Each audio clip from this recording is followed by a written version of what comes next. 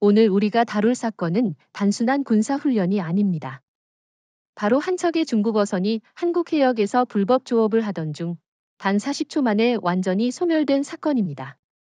이 짧은 시간 동안 벌어진 일은 전 세계 군사 전문가들을 경악하게 했습니다. 단순히 무력 행사가 아니라 첨단 기술과 전략적 계산이 결합된 결과라는 점에서 의미가 남다릅니다. 이 사건을 계기로 한국 해군의 새로운 능력과 그로 인해 중국과 주변국이 느끼게 될 심리적 충격을 상세히 분석해 보겠습니다. 맞습니다. 많은 분들이 과연 가능할까 하고 의문을 가지실 겁니다. 하지만 이번 사례를 보면 단순한 무기 발사나 타격이 아니라 완벽하게 통제된 신형 시스템이 작동했음을 알 수 있습니다. 목표 탐지, 추적, 그리고 정밀 타격까지의 모든 과정이 1분도 채 안 되는 시간에 이루어진 것이 핵심입니다. 이 정도 속도와 정확성을 가진 국가는 세계에서 손에 꼽힐 뿐 아니라 한국은 분명 그 최전선에 서 있습니다. 그럼 먼저 사건의 배경을 살펴보겠습니다. 문제의 어선은 동중국해 인근 한국 배타적 경제수역 EEZ에서 불법 조업을 하고 있었고 이미 여러 차례 경고를 받았음에도 불구하고 무시했습니다. 평상시라면 경고방송과 경고사격 정도로 상황이 마무리되겠지만 이번에는 다릅니다. 한국은 단순 경고가 아닌 신속한 대응과 강력한 억제력을 동시에 보여주고자 했습니다. 이 선택이 단 40초 만에 사건을 종결짓게 한 핵심 요인이죠. 그렇다면 중국이 놀란 이유는 무엇일까요? 바로 한국이 보여준 순간 대응 능력입니다. 기존의 타국 해군은 목표물 탐지에서부터 공격 완료까지 몇 분에서 몇십 분이 걸리는 것이 일반적이지만 한국은 인공지능, AI, 기반의 센서 네트워크, 고속 정밀 타격 시스템, 그리고 통합 작전 지휘 체계를 활용해 모든 과정을 초단위로 단축시켰습니다. 결과적으로 상대방은 어떤 대응도 할 시간 없이 단순히 상황을 받아들이는 것 외에는 선택지가 없었습니다. 맞습니다. 그리고 이번 사건에서 주목할 점은 단순히 물리적 타격만이 아니라 심리적 충격입니다. 중국 지도부는 이번 사건 이후 공개적으로 언급을 피하고 있으며 내부적으로는 큰 충격과 혼란에 빠졌다는 소식이 있습니다. 이러한 심리적 압박은 실제 군사적 손실보다 더 강력한 억제력을 발휘할 수 있습니다. 한국이 기술력을 통해 상대방의 전략적 계산을 흔들어 놓았다고 볼 수 있죠. 그렇지만 한 가지 짚고 넘어가야 할 부분이 있습니다. 일부 전문가들은 과연 이런 초단 타격 시스템이 상용화 단계에서 신뢰성을 유지할 수 있을까? 라고 의문을 제기합니다. 물론 기술적 완성도와 운용상의 안정성은 중요한 문제입니다. 하지만 현재까지 공개된 자료와 해군 내부 보고서를 보면 이번 시스템은 이미 수차례 실험과 검증을 거쳐 실제 작전 환경에서도 충분히 효과적임이 입증되었습니다. 즉, 이번 사건은 단순한 실험이 아니라 실제 운용 능력을 보여준 사례입니다. 흥미로운 점은 바로 이 실전 배치입니다. 한국은 이미 몇 년 전부터 해상 감시망, 레이더, AI 기반 지휘 통제 시스템을 통합하여 단 한 척의 적선도 놓치지 않는 체계를 구축해왔습니다. 이번 사건은 그 집약적인 결과로 단 40초 안에 목표를 제거하면서 한국 해군의 새로운 기준을 세계에 선보인 것입니다. 더 이상 상대국들은 한국 해군은 제한적 대응만 가능하다고 생각할 수 없습니다. 맞습니다. 그리고 이 사건은 단순한 해상 충돌이 아니라 동북아 전략 질서에 대한 강력한 신호이기도 합니다. 한국이 보여준 기술력과 신속 대응 능력은 주변국, 특히 중국과 일본, 심지어 미국에게까지 새로운 계산을 강요합니다. 이제 동중국해와 일본해에서의 힘의 균형은 한국이 중심축으로 자리 잡았다고 해도 과언이 아닙니다. 이번 사건에서 사용된 무기가 무엇인지에 대한 관심이 전 세계적으로 집중되고 있습니다. 공식적으로 공개되지 않았지만 내부 소식과 군사 전문가들의 분석을 종합하면 이 무기는 기존의 미사일이나 함포와는 차원이 다른 초정밀 초속 무기로 분류할 수 있습니다. 단순한 활용만이 아니라 AI 기반의 실시간 목표 분석과 자동 조준 시스템이 결합되어 있어 적이 움직이거나 회피하더라도 단 40초 안에 목표를 제거할 수 있는 능력을 갖추고 있습니다. 정확히 말씀하신 대로입니다. 이번 무기는 기존 공개된 한국 방산기술의 연장선상에 있지만 결정적인 차이는 비가시성과 속도입니다. 표적을 탐지하면 즉시 자동 추적, 연산, 발사까지 이어지는 통합 시스템이 특징이며 중국이나 일본의 레이더망으로는 탐지조차 어렵습니다. 특히 발사 후 무기가 자율적으로 목표를 보정하며 움직이기 때문에 전통적 방어수단은 거의 무용지물입니다. 그렇다면 왜 이 무기가 지금까지 공개되지 않았을까요? 이유는 단순합니다. 한국은 전략적 우위를 극대화하기 위해 핵심 기술을 은밀히 개발하고 실전 배치까지 준비했습니다. 공개되는 순간 상대국들은 즉각적인 대응책을 모색하게 되고 한국의 예측 가능한 우위가 약화될 수 있습니다. 실제로 이번 사건 이전까지는 철저히 비밀리에 시험 운용이 이루어졌다고 알려져 있습니다. 여기서 흥미로운 점은 이 무기가 단순히 화력 증강용이 아니라 억제용이라는 점입니다. 중국 해군과 어민들에게 신호를 보내는 동시에 일본과 러시아까지 한국의 기술 수준을 재평가하게 만들었습니다. 즉, 실전 투입 전부터 국제사회에서 전략적 효과를 극대화할 수 있도록 설계된 것입니다. 기술적 완성도와 심리적 효과를 동시에 고려한 전형적인 한국식 접근이라 할 수 있습니다. 맞습니다. 기술적 세부 사항을 보면 이 무기는 다단 추진 방식과 고속 항행 능력을 가지고 있으며 목표를 탐지하면 발사와 동시에 탄도와 경로를 최적화하는 알고리즘을 내장하고 있습니다. 기존 함포나 미사일과 달리 목표 위치가 실시간으로 변경되더라도 정확도를 99% 이상 유지할 수 있다고 합니다. 이런 수준의 기술은 세계에서도 극히 제한된 국가만이 구현할 수 있는 단계입니다. 일부 전문가들은 이런 초정밀 무기가 실전에서 안정성을 유지할 수 있을까? 라는 의문을 제기합니다. 발사 속도가 빠르고 자율 조준 시스템이 작동하는 환경에서는 변칙적인 상황이 발생할 수 있거든요. 하지만 내부 보고서와 실제 작전 기록에 따르면 한국 해군은 이미 수십 차례의 시험 운용을 통해 안정성과 신뢰성을 확보했습니다. 단순한 기술 시연이 아니라 실제 작전에서 적용 가능한 수준이란 점이 핵심입니다. 그렇죠. 그리고 이 무기는 단순히 단일 무기가 아니라 한국 해군의 통합 전력과 맞물려 작동합니다. 레이더, 위성, UAV 정보가 실시간으로 공유되고 AI 분석이 이를 통합하여 최적의 발사 지점과 시간을 계산합니다. 쉽게 말해 단순히 무기를 발사하는 것이 아니라 전체 작전 체계 속에서 한 번의 타격으로 최대 효과를 내도록 설계된 것입니다. 흥미로운 점은 중국과 일본은 아직 이 시스템의 전모를 파악하지 못했다는 겁니다. 공개적으로는 공식 대응을 내놓지 않고 있으며 내부적으로는 긴장과 혼란이 극심합니다. 한국이 실제로 어떤 기술을 보유하고 있는지, 그리고 이 기술을 어느 정도까지 실전 운용할 수 있는지 파악조차 못하고 있는 상황입니다. 이런 점에서 이번 무기는 단순한 군사적 승리를 넘어 전략적 우위를 시각적으로 보여주는 역할을 합니다. 이번 사건에서 가장 놀라운 점은 목표물이 감지되고 완전히 제거될 때까지 걸린 시간이 단 40초라는 사실입니다. 일반적인 미사일이나 함포 시스템이라면 목표 탐지부터 발사, 명중까지 최소 수분은 걸리지만 한국의 이번 무기는 초정밀 센서, AI 연산, 초고속 발사체의 결합으로 사실상 실시간 타격이 가능했습니다. 이 메커니즘의 핵심은 탐지 연산 발사 조준 타격까지 일련의 과정을 통합한 자동화 시스템입니다. 맞습니다. 특히 주목할 점은 탐지 단계입니다. 기존 시스템은 레이더 탐지 후 인간 연산자가 발사 결정을 내리는 구조였지만 한국의 신형 시스템은 AI가 순간적으로 위협을 평가하고 목표 이동 속도와 경로를 계산합니다. 이를 바탕으로 발사 각도와 추진력, 탄도 수정까지 자동 조정되므로 적이 아무리 기동성이 높은 소형 함정이라도 거의 회피가 불가능합니다. 이런 점은 중국이나 일본 해군의 전통적 대응 체계와는 비교조차 되지 않습니다. 이런 초고속 대응 체계가 실제 작전에서 오류 없이 작동할 수 있을까요? 일부 회의적인 전문가들은 환경 변화, 전자전 교란, 통신 지연 등을 우려하고 있습니다. 하지만 공개된 자료와 내부 보고서에 따르면 한국 해군은 다양한 시나리오에서 다수의 실전 모의 실험을 수행했습니다. 결과적으로 시스템은 어떠한 변칙 상황에서도 목표를 정확히 타격하는 안정성을 입증했다고 합니다.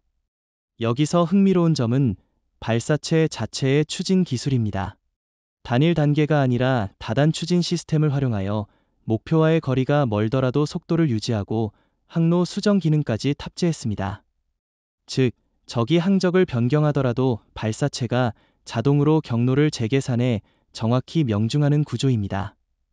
중국이 최근 도입한 신형 소형 미사일과 비교하면 속도와 정밀도 면에서 현격한 우위를 보여주고 있습니다. 게다가 이 메커니즘의 핵심은 단순한 기술이 아니라 정보 통합 능력입니다. 위성, 해상 레이더, UAV 데이터가 실시간으로 결합되어 AI가 발사 최적 시점을 판단합니다.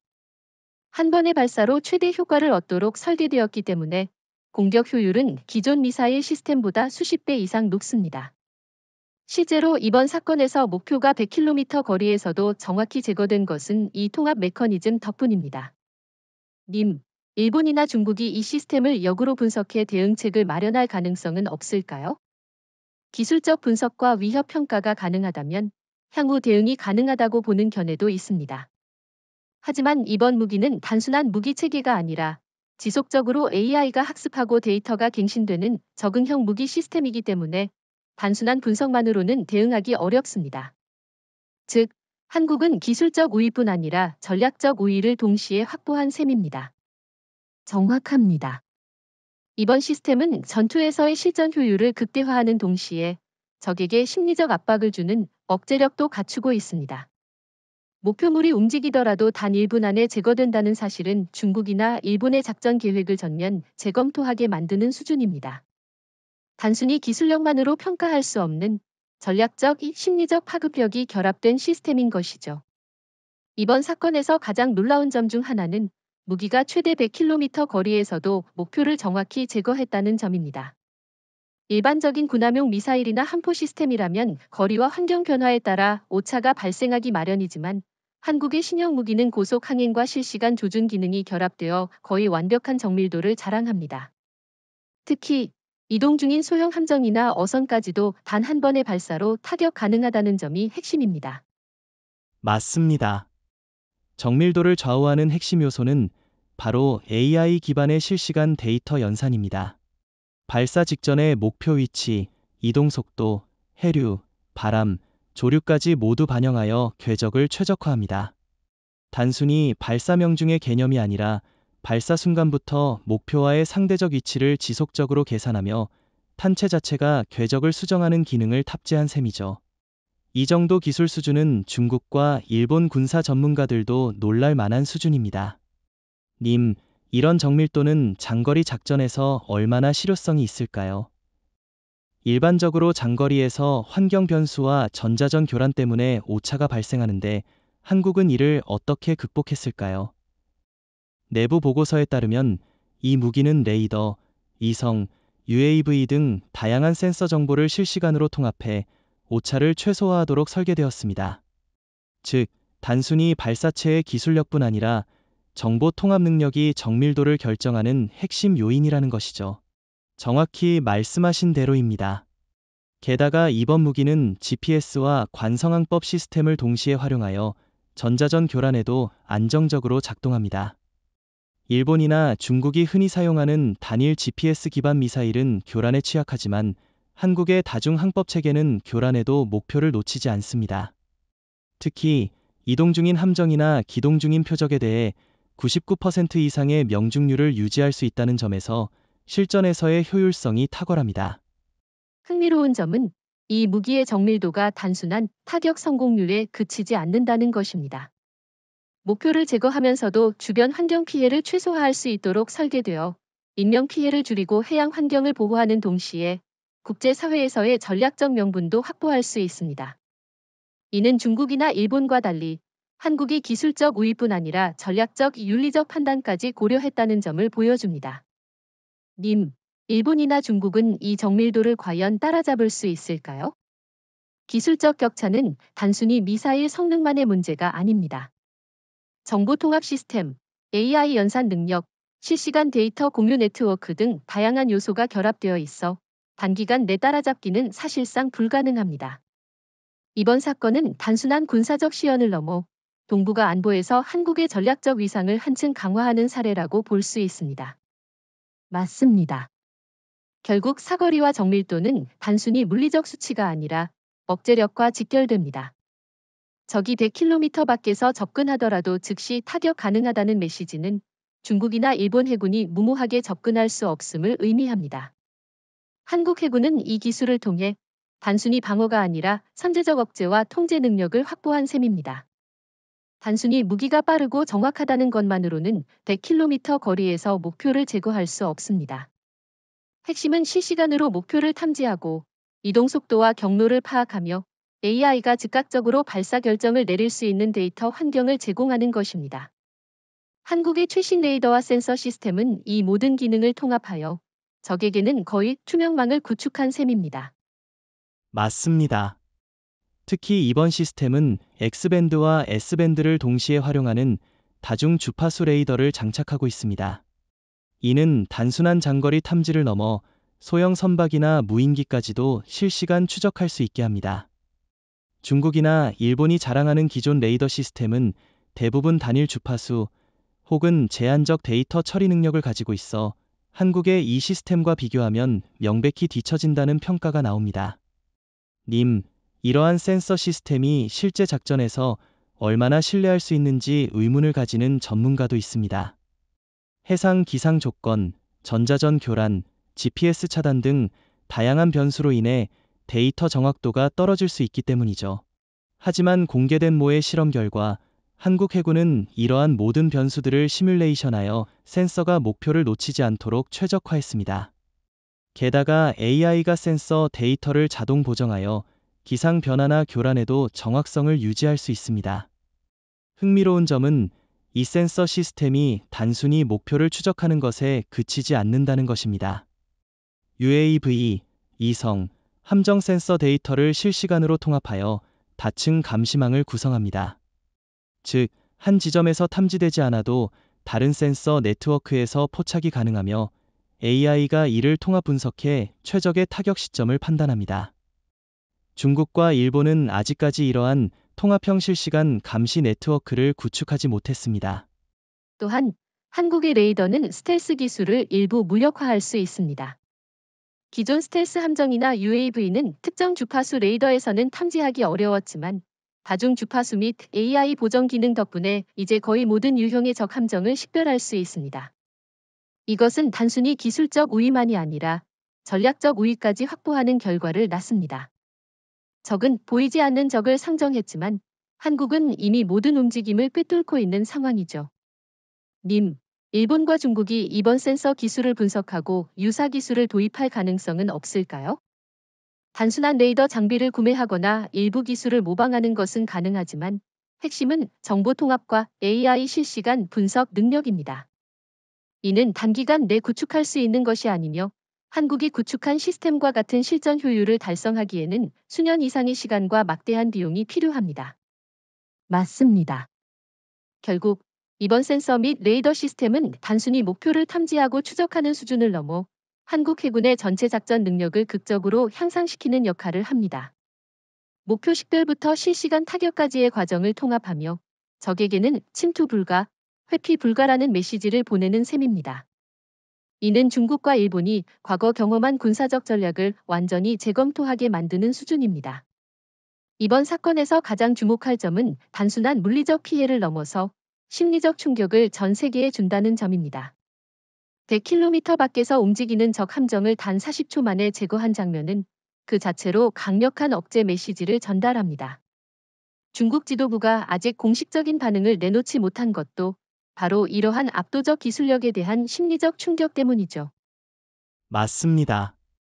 특히 중국과 일본군 내부에서조차 한국의 기술은 이미 우리가 상정한 한계를 넘어섰다는 분석이 돌고 있습니다. 단순히 물리적 타격력만이 아니라 적이 접근할 엄두조차 내지 못하게 만드는 심리적 억제 효과가 결정적입니다.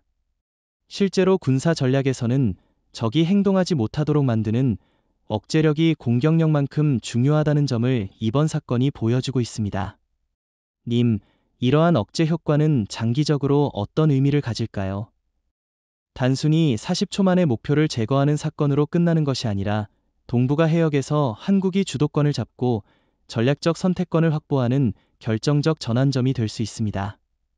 중국은 물론 일본조차도 이제 한국 해군의 접근을 쉽게 예측하거나 반격할 수 없다는 점에서 심리적 우위가 현실적 군사 우위로 이어지는 구조입니다.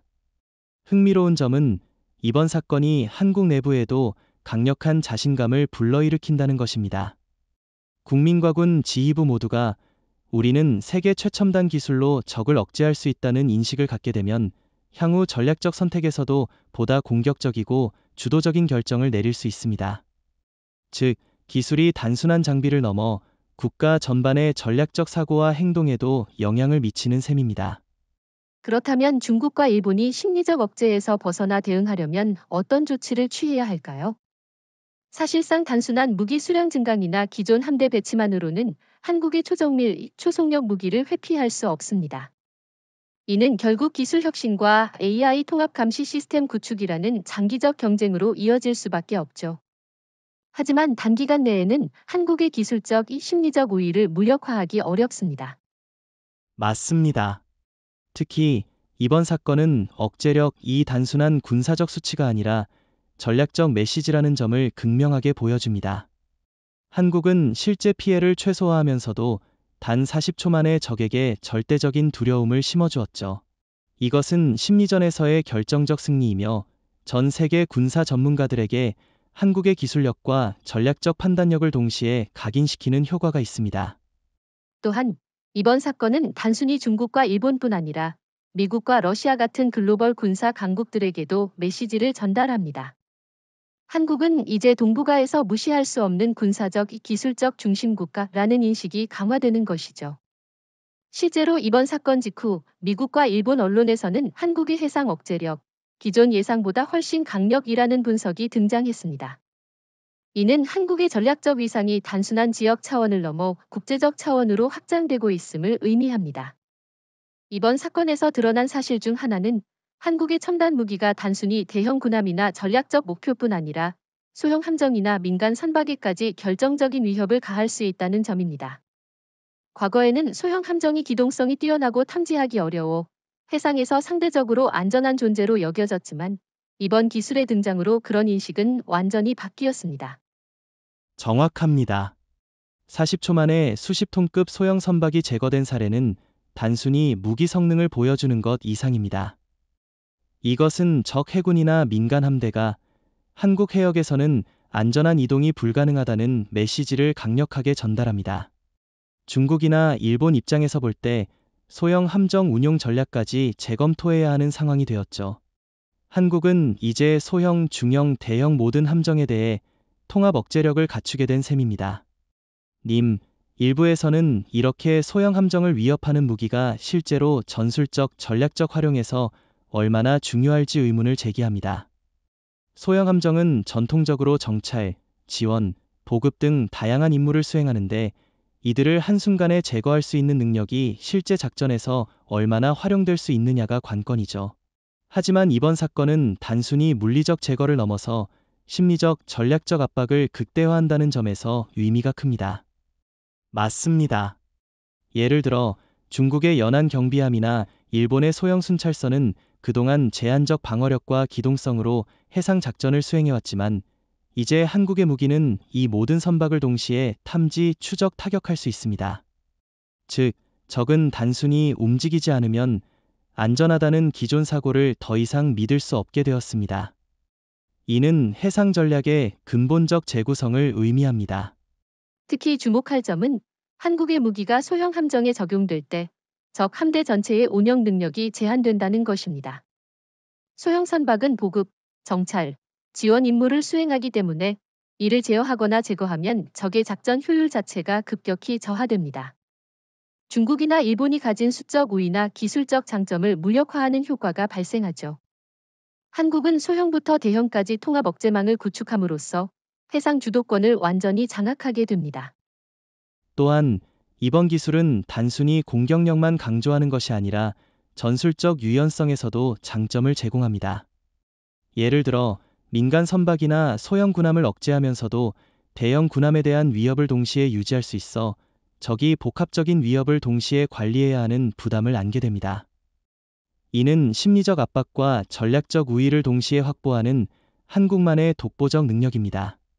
흥미로운 점은 중국이나 일본이 이제 소형 함정 운용 전략을 수정해야 한다는 압박을 받으면서 동시에 고가의 대형 함정에 대한 의존도가 증가한다는 것입니다. 결국 한국의 기술력 하나가 적의 전체 전략 구조를 흔들고 있는 셈이죠. 소형 함정마저 안전하지 않다면 적은 비용과 인력 효율성을 동시에 잃게 되며 이는 장기적으로 한국 해군의 절대적 우위로 귀결됩니다. 단순히 함대 하나를 제거하는 수준이 아니라 UAV, 잠수함, 첨단 레이더망, AI 기반 지휘 통제 시스템과 결합하여 실시간으로 적을 탐지하고 대응하는 통합 전투망을 형성하고 있습니다. 이 연계 작전 능력은 동북아에서 한국 해군을 독보적 위치로 올려놓는 핵심 요인입니다. 맞습니다. 과거에는 해상 작전에서 단일 전력이나 개별 함정의 성능이 강조되었지만 이제는 정보와 무기의 실시간 연계가 전략적 우위를 결정합니다. 한국의 최신 UAV와 무인 수상함, 잠수함까지 포함한 네트워크 중심 전투, NCW 개념이 실제 작전에서 구현되면서 적은 단순히 공격이나 방어만 고려하는 것이 아니라 정보 전쟁에서부터 완전히 압도당하게 됩니다. 님, 흥미로운 점은 적의 대응 능력을 사실상 무력화한다는 것입니다. 예를 들어 중국이나 일본이 단일 함정에 의존해 반격을 시도한다고 해도 이미 한국의 UAV와 잠수함, AI 지휘망이 모든 움직임을 실시간으로 감시하고 있기 때문에 적의 기습이나 회피 시도는 거의 불가능합니다. 이는 단순한 화력 우위가 아니라 적 전체 작전 능력 자체를 통제하는 수준입니다. 정확히 지적하셨습니다. 이러한 연계 능력은 특히 대규모 해상 작전에서 결정적입니다. 소형 함정 하나가 움직이는 순간 UAV가 즉시 탐지하고 잠수함이 접근 경로를 차단하며 AI가 최적의 공격 경로를 산출하는 구조입니다. 적은 수적 우위나 지역적 기동성을 가졌다고 해도 이 통합망을 뚫기는 거의 불가능합니다. 단순히 무기를 넘어서 전략적 공간 지배력을 한국이 확보한 셈이죠. 님, 이러한 연계 작전 능력이 실질적으로 동북아 해역에서 어떤 의미를 가지는지 구체적으로 논의해 볼까요? 예를 들어 중국이 남중국해에서처럼 제한적 해군력을 동원하려 할 경우 한국은 단순히 방어만 하는 것이 아니라 실시간 감시와 공격 연계를 통해 적 함대 전체를 억제할 수 있습니다. 일본 역시 마찬가지입니다. 이는 기존의 숫자적 지역적 우위 개념이 완전히 무의미해진다는 것을 보여줍니다. 맞습니다. 특히 이번 사건은 연계 작전의 속도가 결정적이라는 것을 입증했습니다. 단 40초 만에 목표 제거가 가능했던 이유는 단일 무기 성능뿐 아니라 모든 전력과 정보망이 실시간으로 통합되어 있었기 때문입니다. 적이 단순히 회피하거나 대응할 시간을 주지 않고 전략적 선택 자체를 제한하는 구조죠. 이는 기술력과 정보력, 전략적 판단력이 결합한 한국만의 독보적 능력입니다. 흥미로운 점은 이러한 연계 작전 능력이 단순히 군사적 효과에 국한되지 않는다는 것입니다. 심리적 억제력과 전략적 유연성을 동시에 확보할 수 있으며 동북아의 해양 전략 판도를 바꿀 수 있는 결정적 요인으로 작용합니다. 중국과 일본은 단순히 군사력 증강으로 대응하려고 해도 한국의 초연결망 앞에서는 그 효과가 제한적일 수밖에 없습니다. 한화, LIG 넥스1, 삼성 디펜스 같은 국내 방산 기업들이 개발한 센서, 레이더, AI 전투 시스템이 결합되어 단 몇 초 만에 적 함정을 탐지하고 제거하는 능력이 현실화되었습니다. 이제 한국은 무기 이상의 의미, 즉 전략적 기술력 자체를 무기화할 수 있는 수준에 도달한 셈이죠. 정확합니다. 특히 이번 사건에서 공개된 무기는 단순히 폭발력을 갖춘 무기가 아니라 AI 기반의 실시간 목표 식별과 자동 연계 공격 기능을 탑재하고 있습니다. 이는 기존 중국이나 일본의 군사 기술과 비교할 때 단순히 한 단계 높은 수준을 넘어 전체 해상 작전의 개념 자체를 재정의하는 혁신입니다. 중국은 물론 일본조차도 이 속도와 정확도를 따라잡기 어렵습니다. 님, 하지만 일부에서는 한국 기술이 해외 기술 의존도가 여전히 존재한다는 점을 지적합니다. 예를 들어 일부 핵심 센서나 소프트웨어는 해외 라이선스 기반이라는 의견도 있죠. 하지만 이번 사건은 그 우려를 불식시켰습니다. 한국 기업들은 이미 자체 연구 개발 능력을 통해 독자적으로 무기 체계를 완성했고 해외 기술에 의존하지 않고도 세계 최고 수준의 해상 전력을 구현할 수 있음을 보여주었습니다. 맞습니다. 사실 이것이 가장 중요한 포인트입니다. 중국과 일본은 기술 개발 속도와 자립도에서 이미 한계를 드러내고 있습니다. 중국은 기술 유출과 역설계를 통한 추격에 의존하고 있으며 일본은 미국 기술에 지나치게 의존하고 있죠. 반면 한국은 핵심 기술을 자국에서 독자 개발하고 이를 산업 군사 연계망에 빠르게 적용하며 실전 배치까지 성공했습니다. 이것이 바로 한국 기술의 진정한 위력입니다. 특히 주목할 점은 한국의 기술이 단순히 전술적 우위를 제공하는 것이 아니라 전략적 우위를 창출한다는 사실입니다. UAV, 무인 수상함, 잠수함용 초음속 통신망, AI 기반 작전 지휘체계 등은 모두 한국이 자체 개발하여 통합한 기술입니다. 이를 통해 적은 단순히 함정이나 무기수에 의존할 수밖에 없고 전략적 선택의 자유가 제한됩니다.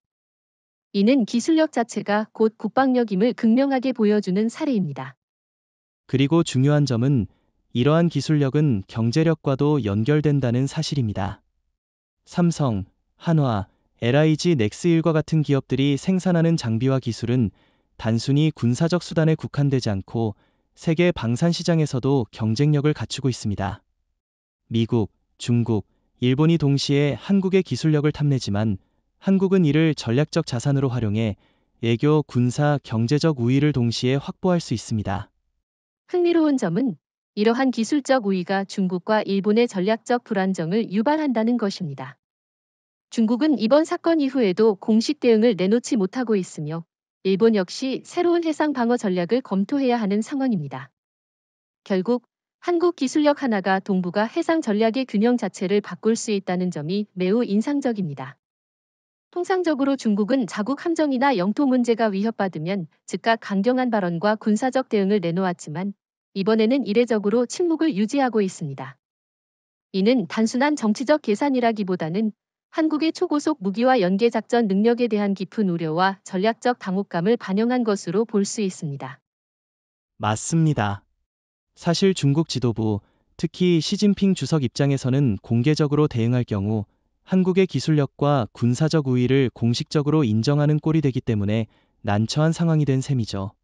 40초 만에 적 함정을 완전히 제거하는 40초 사망 사건은 중국 내부에서도 정보 보안과 군사적 평가를 둘러싼 논쟁을 불러일으켰을 가능성이 높습니다.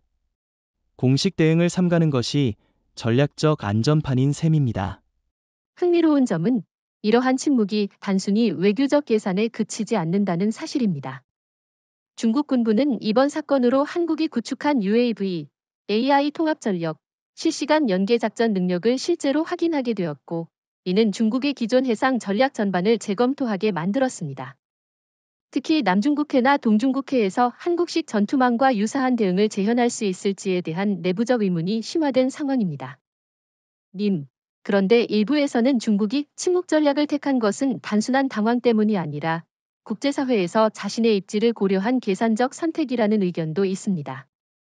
만약 강경 대응을 선언할 경우 중국은 한국과 동맹국인 미국을 동시에 자극할 수 있고 그로 인해 경제 외교적 비용이 커집니다. 따라서 일단 정보와 상황을 면밀히 분석한 뒤 장기적 대응책을 마련하는 것이 현실적 선택이죠. 그렇다면 이번 사건에서 우리는 한국의 전략적 우위가 얼마나 심리적 억제력까지 포함하는지 확인할 수 있습니다.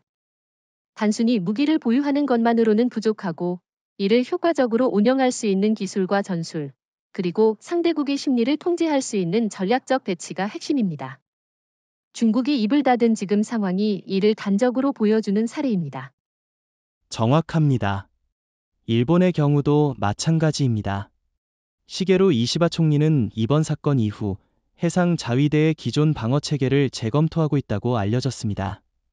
즉, 한국의 첨단 무기와 연계 작전 능력은 단순히 물리적 파괴력뿐 아니라 동북아 국가들의 전략적 판단과 대응 속도 자체를 조절할 수 있는 힘을 보여주고 있습니다.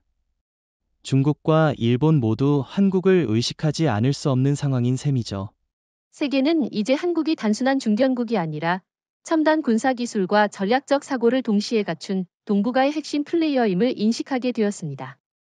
중국이 공식 반응을 내놓지 못하는 이 상황 자체가 한국의 힘과 영향력이 현실화되었다는 증거입니다. 이번 사건을 통해 동북아시아 안보 구조가 완전히 재편될 가능성이 높아졌습니다. 한국이 40초 사망 사건을 현실화하면서 단순히 국방력 향상만이 아니라 지역 안보 균형 자체를 흔드는 수준의 영향력을 갖게 되었죠. 이는 일본, 중국, 나아가 미국까지 포함한 동북아 국가들의 전략적 사고를 근본적으로 변화시킬 수밖에 없습니다. 맞습니다. 특히 중국과 일본은 한국의 기술력과 신속 대응 능력에 대응하기 위해 기존의 해상 전략을 수정해야 하는 상황입니다. 중국은 지금까지 동중국해와 남중국해에서 자신들의 군사력을 기반으로 한 권력 우위를 전제로 해왔는데 한국의 초고속 무기와 UAV, AI 통합 전력은 이러한 가정을 송두리째 흔들고 있습니다.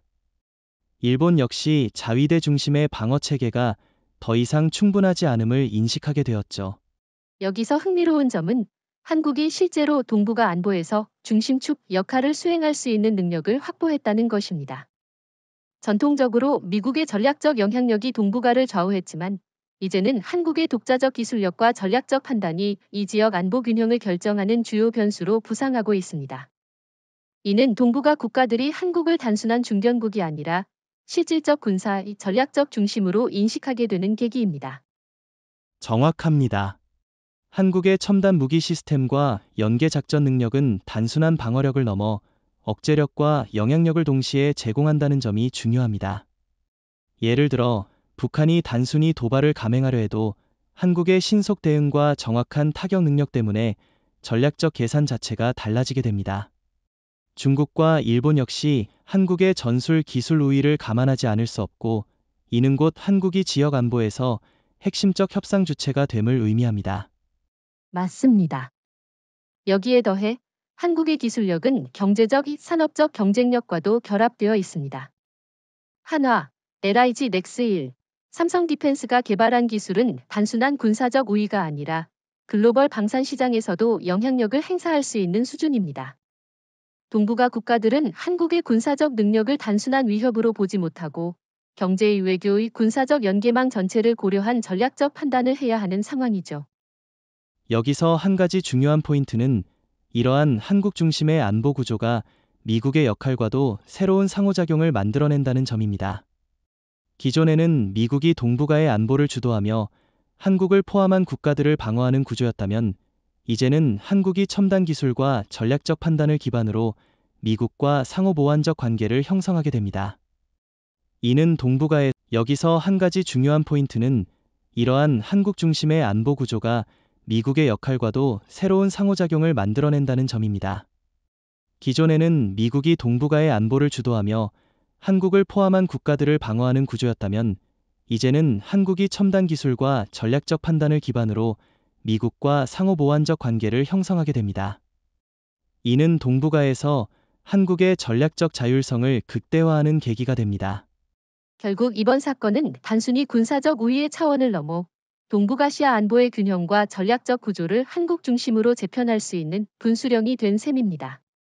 중국과 일본은 기존의 해상 공중 전략을 재검토하고 한국과 미국의 연계작전 능력을 계산에 포함하지 않으면 안 되는 상황이 되었죠. 이는 한국이 단순한 기술적 강국을 넘어 동북아 안보의 핵심 플레이어로 부상했음을 의미합니다. 한국의 40초 사망 사건은 단순한 군사적 충격이 아니라 상대국의 전략적 계산 자체를 흔드는 사건이 되었죠. 북한은 평양에서 긴급 전략회의를 열고 기존의 무력 도발 계획을 전면 재검토할 수밖에 없을 겁니다. 맞습니다. 북한 입장에서 이번 사건은 단순히 함정 한 척의 손실이 아니라 한국이 구축한 초고속 정밀 타격 체계와 UAV, AI 통합 전력의 위력을 확인한 순간입니다. 지금까지 핵과 미사일을 통해 억제력을 확보하려던 기존 전략이 더 이상 유효하지 않다는 판단을 내릴 가능성이 높습니다. 실제로 평양 내부에서는 한국과 직접 충돌하면 40초 만에 전력 손실이라는 경고가 퍼지고 있다고 합니다. 그렇다면 중국은 어떻게 대응할까요? 시진핑 정부는 이번 사건에 공개적으로 입장을 내놓지 않았지만 내부적으로는 한국의 기술력과 전략적 속도에 대해 심각하게 고민하고 있을 겁니다. 동중국해와 남중국해에서의 기존 해상 우위 전략을 유지하려면 한국과 직접 충돌을 피하면서도 전략적 균형을 찾는 복잡한 계산을 해야 하죠. 흥미로운 점은 일본도 이번 사건 이후 해상 방어 체계를 전면 재검토하고 있다는 사실입니다. 이시바 총리는 자위대가 보유한 기존 해상 감시 및 방어망이 한국의 신속 타격 능력 앞에서는 상대적으로 취약하다는 내부 평가를 받았다고 알려졌습니다. 즉, 일본은 한국을 적대시하기보다는 한국과 협력하거나 최소한 전략적 균형을 유지하는 방향으로 대응을 모색할 수밖에 없는 상황입니다. 여기서 핵심은 한국이 이미 상대국들의 선제 대응을 무력화할 수 있는 능력을 갖췄다는 점입니다. 100km 내 이동하는 목표를 초정밀로 타격할 수 있는 무기체계와 실시간 정보 연계망, AI 기반 목표 분석 시스템은 상대국이 전통적인 대응 속도를 고려했을 때 이미 뒤처지도록 만듭니다. 북한과 중국, 일본 모두 기존 사고 방식으로는 한국의 작전을 예측하거나 대응하기 어렵습니다. 정확합니다. 일부 전문가들은 이번 사건이 동북아에서 한국의 전략적 주도권을 공식화하는 계기가 될 수 있다고 평가합니다. 한국은 단순히 국방력을 강화한 것이 아니라 상대국의 의사결정 속도와 전략적 판단 자체를 통제할 수 있는 속도전 우위를 확보한 셈입니다. 중국과 일본, 북한은 이제 단순한 군사적 충돌 계획을 넘어서 한국의 대응 속도와 전술을 면밀히 계산해야 합니다. 또한 한국의 기업과 기술력이 동맹국과 연계되어 있다는 점도 중요한 변수입니다. 한화, LIG 넥스1, 삼성 디펜스가 제공하는 첨단 무기 시스템은 단순한 국방력 강화가 아니라 국제적 연계망을 통해 한국의 전략적 신속성을 배가시키는 효과를 냅니다. 따라서 상대국들은 한국의 기술적 이 전략적 우위를 단순한 군사력 평가로만 판단할 수 없습니다. 이번 40초 사망 사건과 같은 초고속 무기 체계가 사실상 동북아에서 한국의 전략적 우위를 극대화했지만 여기에는 분명한 한계와 위험 요소가 존재합니다. 아무리 정밀하고 빠른 시스템이라도 모든 변수와 상황을 통제할 수는 없습니다. 예를 들어 기상 조건, 전자전 방해, 혹은 상대국의 신형 방어 기술은 여전히 한국의 속도전 우위를 잠시나마 무력화할 수 있죠. 또한 첨단 무기 체계는 운영과 유지에 막대한 비용과 기술적 관리가 필요합니다. 한화, LIG 넥스1, 삼성 디펜스가 제공하는 시스템은 뛰어나지만 장기적 운영에서 발생할 수 있는 소프트웨어 오류나 하드웨어 고장은 예측할 수 없습니다. 만약 다수의 시스템이 동시에 고장 나거나 통신망이 일시적으로 차단된다면 전략적 우위가 잠시 흔들릴 수도 있습니다. 그렇지만 중요한 점은 이러한 위험 요소에도 불구하고 한국은 이미 다양한 보안 체계를 구축했다는 것입니다. UAV, 해상 및 공중 레이더, AI 기반 목표 분석, 실시간 통신망 등은 단일 실패 지점을 최소화하도록 설계되어 있습니다. 그러나 여기서 논쟁적인 질문이 하나 있습니다. 이러한 기술적 우위가 너무 공개되면 중국과 일본이 빠르게 모방하거나 역공학을 통해 대응할 가능성이 있지 않을까요? 좋은 지적입니다. 실제로 중국은 기술 모방과 역설계에서 이미 세계적 수준의 능력을 갖추고 있습니다. 따라서 한국의 초고속 무기 체계와 AI 기반 전력 분석 능력이 완전히 비밀로 유지되지 않으면 장기적으로 기술적 균형이 재조정될 가능성이 있습니다. 하지만 한국은 민간과 군수 기술을 결합한 복합 억제 체계를 갖추고 있어 단순 기술 모방만으로는 동일한 효과를 내기 어렵습니다. 또 하나의 위험 요소는 상대국의 비대칭 전략입니다. 중국이나 북한이 전통적인 해상 공중 충돌 대신 사이버 공격, 전자전 혹은 정보전으로 대응할 수 있습니다. 이는 단순한 물리적 무기력보다 한국의 전략적 판단과 통제력을 시험하는 상황이 될 수 있죠. 이런 비대칭 대응은 한국에게 새로운 도전이 될 수도 있습니다. 하지만 한국은 이미 이러한 비대칭 공격에 대비하기 위해 AI 기반 사이버 방어 체계와 통합 정보망을 구축 중입니다. 즉, 단순한 물리적 공격에만 대응하는 것이 아니라 정보 전자전 영역에서도 상대방의 계산을 무력화할 수 있는 능력을 갖춘 것이죠. 이로써 한국은 위험 요소를 완전히 제거할 수는 없지만 전략적 우위를 상당 부분 유지할 수 있습니다. 최근 사건을 보면 한국이 구축한 초고속 타격 체계는 단순한 군사적 성과를 넘어 동북아에서 전쟁의 패러다임 자체를 바꿔 놓았다고 할 수 있습니다. 40초 만에 목표를 제거할 수 있는 기술은 이제 상대국의 전략적 계산 시간을 사실상 없애버렸습니다. 이런 의미에서 우리는 초고속 전쟁, 리얼타임 오어페어이라는 새로운 개념의 서막에 서 있는 셈입니다. 기존 전쟁 전략은 수일, 수시간 단위의 계획과 대응이 중심이었습니다. 그러나 한국이 구현한 시스템은 UAV, AI, 초정밀 미사일, 실시간 센서 네트워크를 통합하여 상대국이 대응을 결정하기 전에 이미 전술적 승부가 끝나는 구조를 만들고 있습니다. 중국과 일본, 북한은 기존 전쟁 계획과 지휘 구조를 근본적으로 재검토하지 않으면 안 됩니다. 그렇죠. 특히 동북아의 복잡한 지리적 특성과 해상 교통로, 그리고 북한과 중국, 일본의 군사적 상호작용을 고려하면 한국의 초고속 타격 능력은 단순한 공격력이 아니라 억제력의 극대화라는 의미를 가집니다. 적이 공격하거나 도발을 계획할 때 40초 안에 보복당할 가능성이 현실로 존재한다는 사실 자체가 강력한 심리적 억제 효과를 발휘합니다. 여기서 중요한 논쟁거리가 하나 있습니다. 만약 미국이나 러시아, 중국처럼 핵과 장거리 전략 자산을 가진 국가들이 한국의 초고속 체계에 대응하려 한다면 과연 이 체계만으로 충분히 억제할 수 있을까요? 일부 전문가들은 초고속 체계가 중 이 장거리 전략 전력에는 직접적인 영향력이 제한적일 수 있다고 지적합니다. 그 부분은 분명히 고려해야 합니다. 하지만 핵심은 한국의 체계가 동북아에서의 전술적, 지역적 균형을 완전히 바꾸었다는 점입니다. 단순히 상대의 장거리 전략을 제어하지 않더라도 해상 공중 이연한 작전에서 한국이 가진 속도전 우위는 기존 군사적 계산 자체를 무력화시킬 수 있습니다. 북한의 기습 도발, 일본의 해상 감시 강화, 중국의 지역 해상력 투입 모두 한국의 초고속 대응을 전제로 전략을 재편해야 합니다. 흥미로운 점은 이런 초고속 전쟁 패러다임이 앞으로의 기술 개발 방향에도 직접적인 영향을 미친다는 겁니다.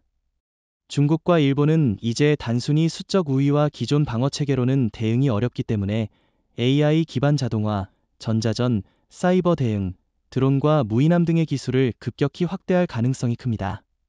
그러나 이미 한국은 이런 대응 흐름을 예상하고 UAV, AI 미사일 통합 체계를 선제적으로 구축해 두었기 때문에 속도전 우위가 상당 기간 유지될 전망입니다. 초고속 전쟁은 단순히 무기 체계의 혁신이 아니라 전략적 사고 자체의 혁신입니다. 한국은 이를 통해 동북아에서 결정적 우위, 디사이시브 에지를 확보하고 상대국들은 한국의 속도전과 정보통합 능력을 중심으로 전략적 계산을 다시 해야 합니다. 중국과 일본, 북한은 이제 단순한 군사력 경쟁으로 한국을 억제하기 어렵고 한국의 기술과 전략적 주도권이 실제 게임 체인저 역할을 수행하게 된 것입니다. 40초 만에 목표를 제거할 수 있는 능력은 이제 동북아에서의 전략적 균형을 완전히 뒤흔들고 있습니다. 이재명 대통령의 지도하에 한국은 기술과 전략을 결합해 자국 방어를 넘어 지역 전체의 해양 질서를 재정립할 수 있는 위치에 올랐습니다. 특히 주목할 점은 한국의 이러한 전략적 우위가 중국과 일본, 나아가 북한의 기존 계산을 무력화시킨다는 것입니다. 테프켄 벤 주석과 시게이루 이셔버 총리는 이번 사건 이후 동북아 해양에서 한국의 존재를 무시할 수 없게 되었습니다. 단순한 군사력 비교가 아니라 속도, 정확도, 정보통합 능력에서 한국이 결정적 우위를 확보했기 때문이죠. 맞습니다. 더 나아가 이 초고속 전력과 AI 기반 통합 네트워크는 한국이 단독으로 행동하더라도 안정적 억제를 가능하게 합니다. 과거라면 미국, 일본, NATO의 지원 없이는 불가능했을 전략적 행동이 이제는 한국 단독으로도 가능해졌습니다. 다널드 트럼프 전 대통령 시절의 미국 의존적 방어 모델과는 완전히 다른 양상입니다. 흥미로운 점은 이러한 변화가 단순히 군사적 힘의 재편이 아니라 경제와 기술력까지 포함한 종합 전략력의 승리라는 겁니다. 한화, LIG 넥스일, 삼성 디펜스 등 국내 기업들이 제공한 기술적 기반 덕분에 한국은 단순히 무기를 생산하는 나라를 넘어 전략적 게임 체인저로 부상했습니다. 중국과 일본은 이제 단순히 숫자나 규모만으로 한국을 위협하기 어렵습니다. 그리고 여기서 중요한 논쟁적 포인트가 있습니다. 일부 분석가들은 한국의 초고속 전쟁 체계가 장기적 유지와 운영 비용 면에서 부담이 클 수 있다고 지적합니다. 하지만 한국은 이미 장기적 R&D와 생산, 유지 보수 체계를 통합하여 비용 대비 효과를 극대화하도록 설계했습니다. 오히려 미국과 일본, 중국은 이제 이런 수준의 통합 능력을 단기간 내에 따라잡기 어렵습니다. 맞습니다.